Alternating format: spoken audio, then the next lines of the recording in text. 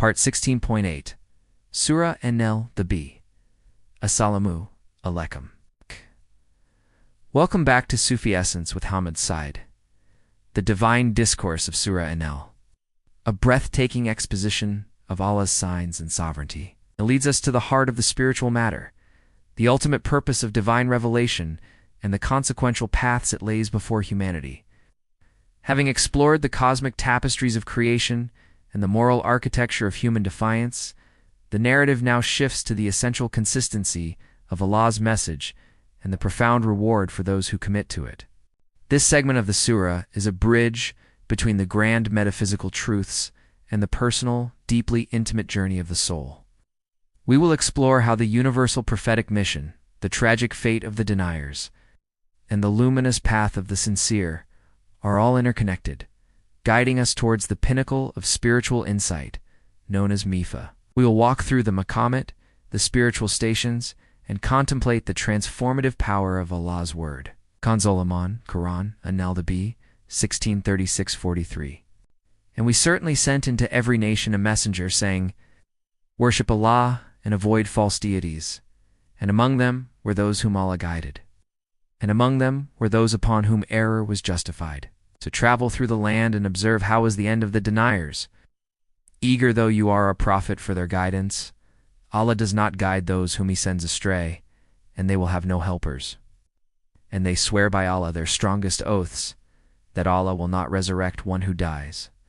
But yes, He will resurrect him, a true promise upon him. But most of the people do not know. He will resurrect them, so that He may make clear to them that about which they differed, and so that those who disbelieved may know that they were liars. Indeed, our word to a thing when we intend it is only that we say to it, be, and it is. And for those who emigrated for the cause of Allah after they had been wronged, we will surely settle them in this world in a good place. And the reward of the hereafter is greater, if only they could know they are. Those who are patient and on their Lord they rely. And we did not send before you except men to whom we revealed. So ask the people of the remembrance if you do not know.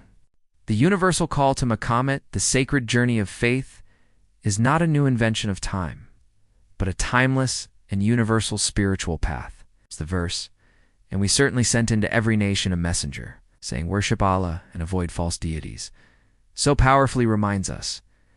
This core message is the very first step, the foundational maqam of the spiritual path. It is the station of Tawbah, repentance, a return to the pristine state of a pure heart that recognizes its creator. The call to worship Allah and avoid false deities is a summons to purify the soul and embark on a pilgrimage of the heart. The spiritual path, or the maqamat, is not an abstract concept. It is a direct result of this initial call. Every prophet from Noah, peace be upon him, to Prophet Muhammad, peace be upon him, was a guide on this path, leading people from the darkness of heedlessness to the light of submission. The ultimate success or failure of a people was determined by their readiness to traverse these spiritual stages, from repentance to asceticism, zuhd, and from gratitude, shukr, to trust in God. The verse commands us to travel through the land and observe how was the end of the deniers, not merely as a historical lesson, but as a profound contemplation on the consequences of refusing to begin this spiritual journey. The ruins of past civilizations are a solemn testimony to the catastrophic failure of a people who, in their pride, chose to build their lives on foundations other than the truth. Their end was a direct result of their refusal to ascend the spiritual stations that were offered to them. The land itself becomes a mirror, reflecting the stark reality of their choice. The unveiling of the mirror, denial, and its consequences.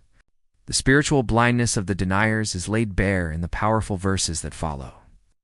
They swear their strongest oaths that Allah will not resurrect one who dies. This is not merely a denial of a future event. It is a profound philosophical delusion rooted in a lack of marifa. They cannot comprehend the divine power because they have never sought a direct intuitive relationship with their Creator. Their disbelief in resurrection is a flaw in their spiritual mirror, a crack that prevents them from seeing the boundless reality of Allah's attributes. This denial is a tragic irony. The very people who are most in need of a perfect, clean mirror to reflect the divine truth have chosen to cover it with the dust of arrogance.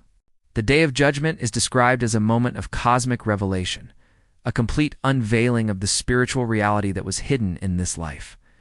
The words, "He will resurrect them, so that he may make clear to them that about which they differed, and so that those who disbelieved may know that they were liars," describe a public exposure of the soul's inner state. The lie they told themselves and others, the lie that their existence was random and without purpose, will be shown to be nothing more than a personal delusion. The punishment they face is not just a physical pain. It is the excruciating pain of seeing their own souls for what they truly are, a final and complete reflection in the mirror of truth. The phrase, "Indeed our word to a thing," when we intend it, is only that we say to it, "Be, and it is a direct address to this denial. It shatters the notion of any limitation to Allah's power, reminding us that for the beloved, any act of creation, even resurrection, is as simple as a single command. Wow. It is a glimpse into the incomprehensible and boundless power of the divine. The journey of the lover to the beloved. The narrative turns from the chilling fate of the deniers to the beautiful and profound reward of those who embody sincerity. The verses, "And for those who emigrated for the cause of Allah after they had been wronged, we will surely settle them in this world in a good place. The reward of the hereafter is greater," are a testament to the relationship between the lover and the beloved. The act of hijrah, or emigration, is the ultimate spiritual surrender. It is the lover leaving their home, their comfort, their attachments for the sake of their beloved. The lovers, those who were oppressed and wronged, found solace in leaving everything behind for Allah. This is the makam of complete trust in God, tawakkul.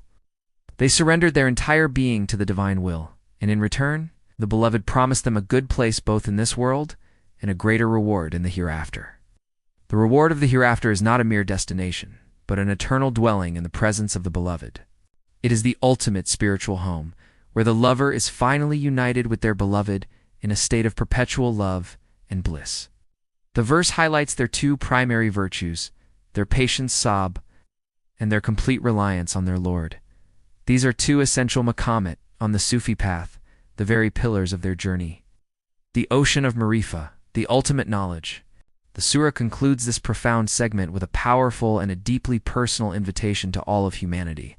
"And we did not send before you except men to whom revealed. So ask the people of the remembrance if you do not know." This is not just an instruction to seek knowledge. It is a call to a specific kind of knowledge. The people of remembrance are those who have attained a high station of mifa, a direct intuitive gnosis of God that transcends mere intellectual understanding. It is a knowledge of the heart, a knowing that comes from a deep and continuous connection with the divine. The seeking of this knowledge is like a journey to the center of an ocean, where the vast, unknowable depths of divine truths are found not in books alone, but through a direct spiritual experience. This final verse is a guiding light for every seeker, a reminder that the path to Marifa is one of humility and seeking. It teaches us that we can never attain true wisdom without first acknowledging our own ignorance and turning. To those who have been granted a share of this profound, ocean-like knowledge by Allah, this is the final maqam on the spiritual path, the station where the seeker becomes a knower, and the lover's relationship with the beloved is solidified. Hadith, the Prophet, peace be upon him, taught, "Whoever takes a path upon which to obtain knowledge, Allah makes the path to paradise easy for him." Jamia Tirmidhi, Hadith 2646. This hadith is a beautiful commentary on the concluding verse of this part of the surah. The path to knowledge is not merely an academic endeavor, but a spiritual journey, a journey that mirrors the maqamat of the Sufi path. The seeker of knowledge, in their humility and thirst for truth, is walking a path that is illuminated by Allah Himself. The very act of seeking is a form of spiritual struggle, and the reward is nothing less than the ultimate destination, paradise.